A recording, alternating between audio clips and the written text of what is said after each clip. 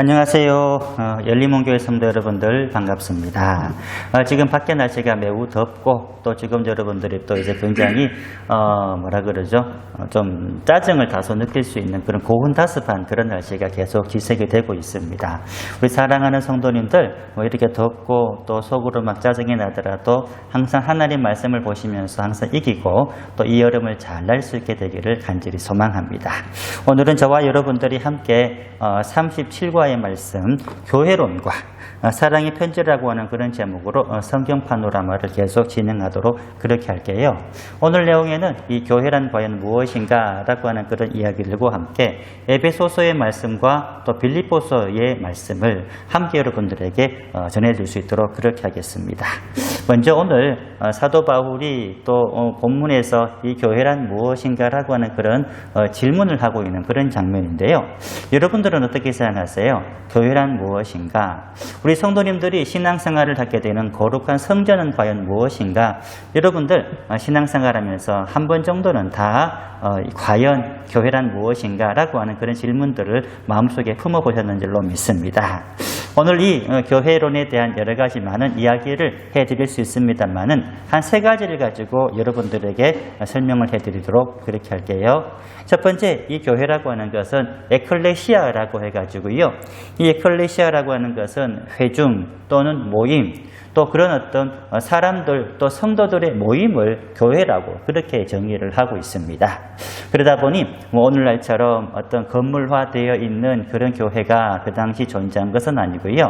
그 당시 초대교회라고 한다면은 모임 그리고 성도들의 그 회중이 중요했기 때문에 한 사람이 자신의 집을 열어서 그렇게 예배드리도록 하였던 가정교회가 당시는 이제 교회라고 그렇게 불리게 되었고요.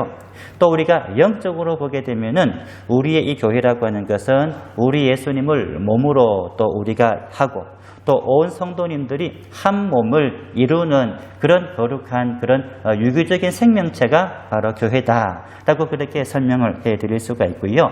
또 이 교회라고 하는 것은 여러분들도 잘 아시다시피 이 땅의 진리와 또 기둥과 또 터가 되는 곳이 바로 교회다라고 그렇게 설명을 해드릴 수 있는 겁니다. 마지막으로 이 교회라고 하는 것은 우리가 알고 있듯이 어떤 학교 같은 것도 아니고요. 또 이 교회라고 하는 것은 어떤 직장 같은 그런 개념도 아니고요. 이 교회라고 하는 것은 우리 그리스도의 거룩한 몸을 교회다라고 그렇게 이제 우리가 정의를 하며 그렇게 여러분들에게 말씀을 드릴 수가 있는 겁니다. 열왕기상 6장 7절 말씀 보게 되면은 이 교회 건물을 지을 때 바로 이런 교회라고 하는 그 정신이 굉장히 세부적으로 우리가 제시하기 위해 가지고 이런 솔로몬 성전을 지을 때 이것을 굉장히 중요시해서 교회를 지었던 것인데요. 한번 제가 읽어볼게요. 이 성전은 건축할 때에 돌을 뜨는 그곳에서 다듬고 가져다가 건축하였으므로 건축하는 동안에 성전 속에서는 방망이나 도끼나 모든 철 연장 소리가 들리지 아니하였으며 라고 되어져 있잖아요. 다시 말하면은 이 교회라고 하는 것은 아까 이 네 가지의 그 정의에서도 볼 수 있듯이 하나님의 몸된 성전이기 때문에 인간의 소리, 인간이 다투는 소리, 또 이 속에서 인간이 자기 주장을 하는 그런 소리는 일절 나지 말아야 되는 곳이 바로 교회고 성전이고, 이 성전에서는 오직 하나님 말씀 듣는 소리, 찬양하는 소리, 기도하는 소리만 온전하게 선포되어야 되는 것이 바로 이 교회라고 하는 것을 바로 단편적으로 보여주고 있는 겁니다. 그리고요, 이 교회에 대해서는요, 우리가 잘 알고 있듯이 가톨릭 교회의 또 정교회의 그런 성전 내부를 들어가 보게 되면은 각 종파들마다 굉장히 그 교회 건물의 중요성, 또 교회 건물의 모양들을 다르게 하는 것을 볼 수가 있는데요. 먼저 여러분들 가톨릭 교회, 지금 이쪽에 있는 것이 가톨릭 교회의 바로 성단의 모습인데요. 이 그림은 우리 대구에 있는 계상성당을 이제 찍은 그런 사진이 되겠습니다. 가톨릭 교회가 가장 중요시하는 교회 예배에 가장 중요한 것은 성찬식이잖아요. 성찬식이기 때문에 지금 이렇게 개상성당의 가장 중요한 부분에 나와 있는 것은 성찬 테이블이에요. 우리 교회로 말하게 되면 성찬 테이블인데 이것이 가장 중요한 것으로 이렇게 이루어져 있고요. 또 거꾸로 말씀을 위한 그런 자리는 사실 또 다른 데 있어요. 제가 나중에 시간이 되게 되면은 교회의 그런 구조가 바뀌어지는 그런 역사들을 한번 강의하게 되면은 또 우리 교회가 어떻게 역사적으로 발달을 해서 지금 우리 열린문교회가 되었는가라고 하는 것을 또 잘 알 수 있는 그런 기회가 될 겁니다. 두 번째, 이 교회 건물은 그리스 정교회라고 하는 한 교단의 그런 그 내부에 있는 모습인데요. 바로 이 그리스 정교회도 마찬가지로 제일 중요한 것은 성찬식을 중요시 여기게 되었어요. 그러다 보니까 이 안에 있는 바로 이것이 성찬 바로 이제 테이블이 되는데요. 평상시에는 로마 카톨릭은 그나마 이 성찬반을 고정을 시키지만 로마 동방정교에서는 이 테이블을 치워놓아요. 치워놓고 나면은 제일 중요한 게 요 뒤에 보이는 12제자의 모습이 그려져 있고 지금 작은 그 문이 있는데 이것을 바로 구약성서에 바로 그 지성소라고 하는 그런 개념으로 보고 있는데요. 이 지성소가 있다라고 하는 거, 이 지성소가 딱 막혀 있다라고 하는 것은 로마 정교회, 그리스 정교회 같은 이 사람들은 구약성서의 그런 어떤 가르침, 또 구약성서의 전통들을 많이 이제 따르고 있다라고 하는 것을 알 수가 있는 거예요. 가장 대표적으로 여러분들 혹시 달력을 보시게 되면은 카톨릭과 기독교가 이제 문화가 되어져 있는 그런 나라는 토요일이 여러분들 가장 그 일주일의 끝으로 가 있잖아요. 그런데 그리스 정교회를 그리스 정교회가 그 문화가 되어져 있는 이제 러시아라든지 또 중국이라든지 또 심지어 이제 러시아 때문에 중국과 북한이 영향을 받잖아요. 그 나라 달력들은 일요일이 가장 뒤에가 있어요.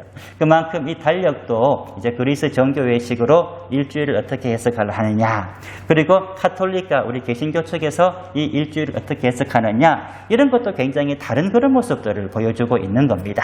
그렇다고 한다면은 우리 개신교에서는 지금 이 두 가지의 그 성찬대를 가장 중요시 여기고 있는데 우리는 어떻게 예배를 드리고 있을까요? 제가 이 두 가지 사진을 제가 보여드리는 것은 뭐냐면은 이 교회는 우리가 일반적으로 알고 있는 우리 교회가 아니고 우리 한국 교회에 전통적으로 전래되어져 내려온 한 100년도 되어 된 아주 오래된 교회예요. 영천에 가면은 이 자천교회라고 하는 그런 교회가 있는데 이 교회는 이제 우리 대한예수교 장로회 통합에서 지정문화재가 될 정도로 굉장히 이제 교회의 예전의 모습을 그대로 간직을 하고 있는 아주 대표적인 교회입니다.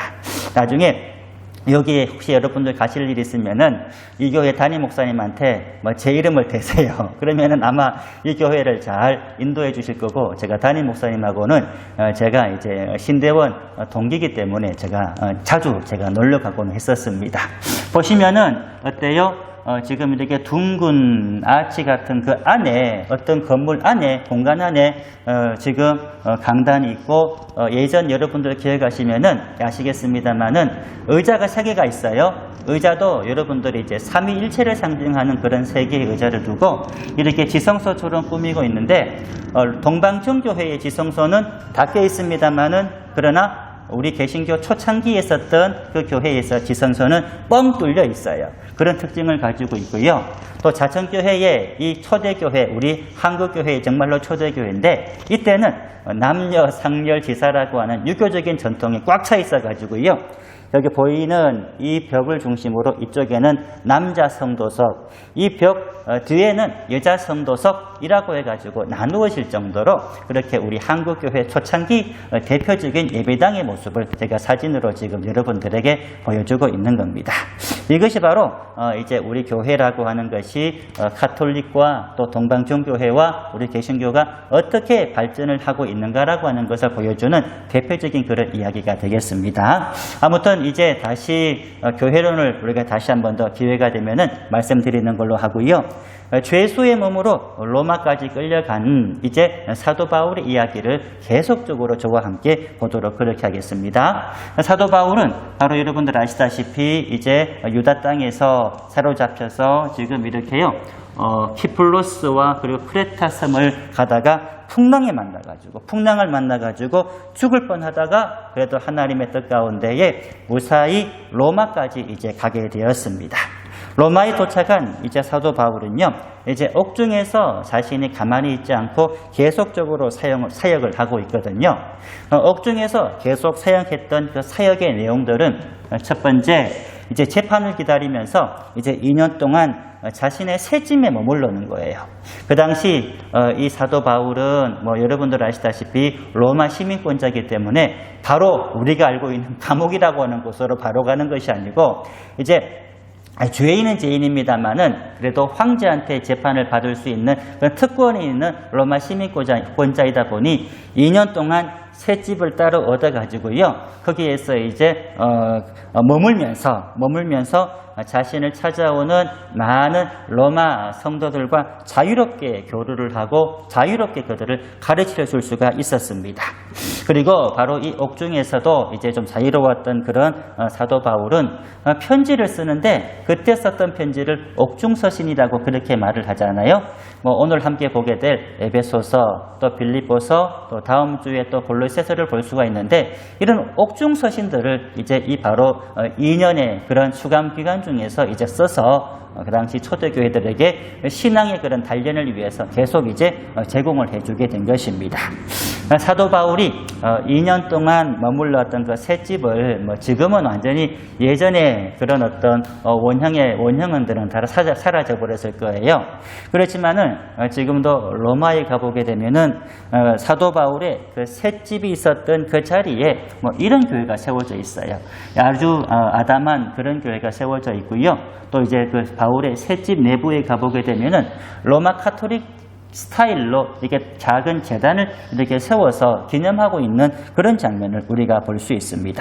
자, 그러면은 에베소서부터 볼게요. 바로 이곳 옥중에서 또 편지를 써서 성도들에게 신앙의 그런 권면들을 계속해주고 있는데 에베소서에 보내는 그런 편지는 뭐냐면은 이제 에베소서는 뭐 이 사도 바울과 또 각별한 그런 인연이 있는 그런 교회잖아요. 2년 동안 이 에베소에 머물면서 많은 제자들을 가르쳤어요. 지난번에도 말씀을 드렸듯이 이 에베소라고 하는 그런 지역은 또 학문의 그런 중심지이기도 했기 때문에 많은 사도 바울의 그런 제자들에게 사도 바울도 이제 곧 죽을 때가 다가오는 것을 알고 있었단 말이에요. 그래서 집중적으로 많은 제자들을 가르쳤던 바로 그 지역이 바로 에베소 지역이니까 사도 바울의 마음이 더 특별했을 겁니다.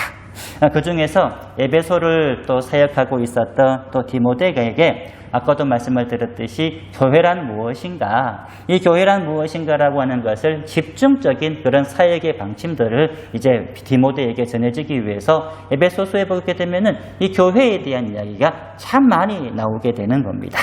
자, 그러면은 에베소서가 강조하는 그 교회론이라고 하는 것은 무엇일까요? 서두에서도 제가 말씀을 드렸습니다만은 우리 하나님의 교회라고 하는 것은 이제 우리 열린문 교회도 마찬가지고요. 전 세계에 흩어져 있는 그런 교회들이 항상 일치를 이루는 것이 굉장히 중요한 거예요. 일치를 이루어야 되는데 뭐 여러분들 뭐 따로따로 뭐 교단도 다르고 또 교회도 다르고 해서 우리가 남이 아니고요. 다 같은 형제인 거예요. 이것을 일치라고 하는데 일치를 이루기 위해 가지고는 우리 믿는 성도들이 겸손과 사랑과 평화를 실천할 것을 요구하는 그런 내용들이 에베소서에 담겨져 있고요. 또 그리스도인들이라고 한다면은 항상 이것이 교회이기 때문에 우리가 걸어다니는 교회이기 때문에 하나님의 영광과 덕을 세우는 데 앞장서야 된다. 이렇게 말씀을 하고 있고요. 또 교회라고 하는 것은 또 개인의 삶일 수도 있겠지만은 또 우리 그리스도인의 그 가정이 또 교회가 되는 거예요. 이 가정을 바로 그리스도의 말씀으로 반듯하게 세워나가는 것에 대해서도 강조를 하고 있고요. 또 그리스도인들은 또 교회이기 때문에 엄청난 핍박과 엄청난 박해가 교회를 무너뜨리기 위해 가지고 여러분들 공격을 하잖아요. 그리하기 위해서 하나님의 전신갑주를 입어야 한다. 이 전신갑주에 대해서 여러분들 뭐 아시다시피 진리, 의, 복음, 믿음, 구원, 하나님의 말씀이라고 하는 것을 우리 머리끝부터 발끝까지 우리가 갑주를 입고 내 자신을 무장을 해야 된다. 라고 하는 그런 내용이 에베소서 말씀 가운데 나오고 있습니다. 자, 하나님의 전신갑주, 이 아이의 그런 어떤 모습으로 우리에게 보여주지만은 한번 볼까요? 구원의 투구를 쓰고, 그리고 의의 흉배, 흉배라고 하는 것은 가슴 가리개잖아요. 가슴의 중요한 심장이기 때문에 심장을 가리는 거고요. 진리의 허리띠를 띠고, 그리고 믿음의 방패를 가지고, 평안의 복음의 신발을 신고, 그리고 금이 제일 중요한데 하나님의 말씀이 우리 성도들의 날카로운 금이 된다라고 하는 것이 바로 하나님의 그 전신갑주의 대표적인 이야기가 되는 겁니다. 자, 그러면은 에베소서에 나오는 여러 가지 많은 요절들이 많이 있지만은 그 중에서 우리가 기억해야 될 요절 몇 가지를 제가 설명을 해드릴게요. 에베소서 2장 8절에서 이런 말씀이 있어요. 너희는 그 은혜에 의하여 믿음으로 말미암아 구원을 받았으니 이것은 너희에게서 난 것이 아니요 하나님의 선물이다 라고 하면서 이 구원에 대한 적극적인 그 은혜와 선물임을 우리에게 알려주고 있고요. 또 두 번째 보게 되면은 이제 에베소서 4장 24절 말씀에 이런 말씀이 있는 거예요. 하나님을 따라 의와 진리의 거룩함으로 지음을 받은 새 사람을 입으라. 새 사람을 입으라 라고 하는 그런 권면이 나오고 있고요. 또 우리가 잘 알고 있는 에베소서 6장 10절에서 11절 말씀 끝으로 너희가 주 안에서와 그 힘의 능력으로 강건하여지고 마귀의 관계를 능히 대적하기 위하여 하나님의 전신갑주를 입으라 라고 하는 그런 내용이 나오고 있잖아요. 아까 보았던 바로 그 전신갑주라고 하는 것이 바로 우리 성도를 지키는 것이 아니고 성도만 지키는 것이 아니고 여러분들 가정 교회를 지키고 우리 이 땅에 세워진 교회를 지키기 위해 가지고 전신갑주를 입어라 이렇게 말씀을 하시는 겁니다. 다음 이제 빌립보 교회를 향한 또 이 편지를 2년의 그 새빵살이를 하면서 사도 바울이 빌립보 교회 성도들에게 써붙여진 그런 내용이 되는데요. 한번 봅시다. 이 빌립보 교회의 특징이라고 하는 것은 예전에 제가 사도행전 말씀을 제가 증거해 드리면서 이 빌립보 교회는 특히 사도 바울을 잘 섬겼던 그런 교회였다. 특히 물질로 잘 섬겼던 그런 교회였다라고 제가 설명을 해드렸잖아요. 이 물질로 잘 섬길 수 있었던 이 빌립보 교회가 될 수 있었던 그 두 가지 원인이요. 이 빌립보 교회라고 하는 것은 여러분들이 잘 아시는 대로 빌립보 감옥의 간수장이 이제 구원을 받아가지고 세웠던 그런 교회였고요. 또 두 번째, 자주 장수 루디아가 이제 사도 바울의 그 전하는 복음을 듣고 이제 회개를 하고 돌아와 구원을 받아서 함께 세운 그런 교회이다 보니 빌립보 교회는 다른 교회보다는 조금 재정적으로 또 물질적으로 넉넉해서 사도 바울을 잘 도와 이 사도 바울로부터 감사와 칭찬을 많이 받았던 그런 교회가 바로 빌립보 교회였습니다.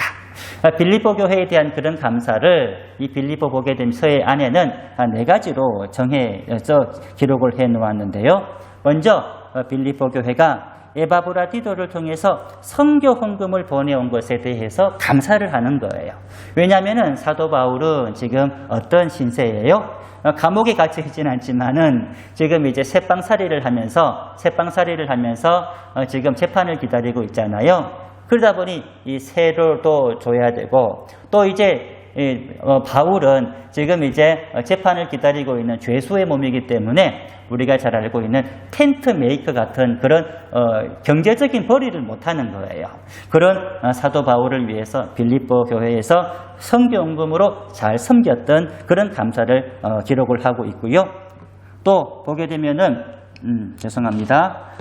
교회가 어떤 모양이든지 하나님의 복음을 전하는 데에서 감사하고 있고 또 영광스러운 헌금과 이웃사랑을 실천하고 있는 데에서 감사하고 있고요. 그리스도를 아는 이에 그리스도를 아는 것을 빼놓고 모든 것을 배설물처럼 여긴다라고 기록을 하고 있는 것이 바로 여러분들 이제 그 빌립보서에 나오는 감사의 내용이라고 하는 겁니다. 자, 그래서 이 빌립보서에도 중요한 그런 우리가 기억해야 될 요절들이 나오는데 한번 볼까요? 빌립보서 1장 20절 말씀 보게 되면 이런 말씀이 있어요. 나의 간절한 기대와 소망을 따라 아무 일에든지 부끄러워하지 아니하고 지금도 전과 같이 온전히 담대하여 살든지 죽든지, 잘 들어보세요. 살든지 죽든지 내 몸에서 그리스도가 존귀하게 되기를 원하노라. 이렇게 말씀을 통해서 그리스도의 그 영광만을 위해서 일했던 사도 바울의 그 고백을 말씀을 해주고 있고요. 빌립보서 2장 5절 또 유명한 말씀이죠.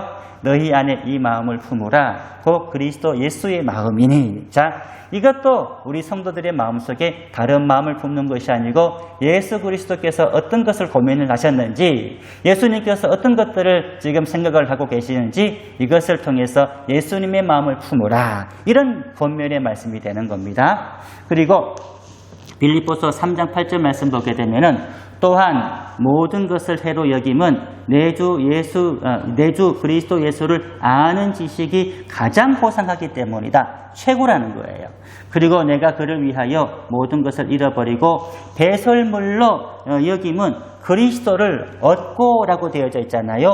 배설물로 여긴다는 거예요. 사도 바울이 가졌던 학문, 지식, 또 모든 경험 다 배설물로 여기고 오직 그리스도 예수를 아는 것에 집중하겠다라고 하는 그런 고백을 하고 있는 거고요.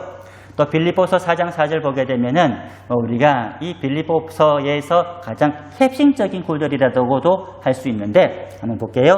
주 안에서 항상 기뻐하라. 내가 다시 말하노니 기뻐하라. 항상 기쁨의 생활을 할 것을, 항상 기뻐할 것을 사도 바울이 이 빌립보 교회 성도들에게 간절하게 권면을 하고 있는 겁니다. 사랑하는 성도 여러분, 이제 빌립보 교회와 이 에베소서 교회가 우리 성도들에게 주는 귀한 교훈은 바로 그것입니다. 이 교회에서 우리에게 심겨 주었던 그 교회의 진실한 그런 원래의 모습이 우리 한국교회를 통하여 열린문교회까지 오게 되었는 거고요. 이 열린문교회를 통하여 우리 성도님들이 바른 교회론을 알아. 또 바른 이 교회에 대한 진정한 모습을 알아야 우리가 정말로 큰 믿음의 일꾼으로 성장하게 되는 겁니다. 오늘 여기까지 하겠습니다. 다음 주 또 새로운 이야기를 가지고 돌아오도록 할게요. 무더운 여름 우리 귀한 성도님들 지금 굉장히 비도 안 오고 그냥 습기만 나는 이런 더위에 절대로 여러분들 짜증내지 마시고 화도 내지 마시고 여러분들 하나님의 말씀을 통하여 여러분들 내 감정을 잘 다스려서 오직 주님 앞에 겸손한 그리고 주님 앞에 온유한 성품을 가진 우리 성도님들이 다 되기를 간절히 축원합니다. 감사합니다. 수고하셨습니다. 할렐루야.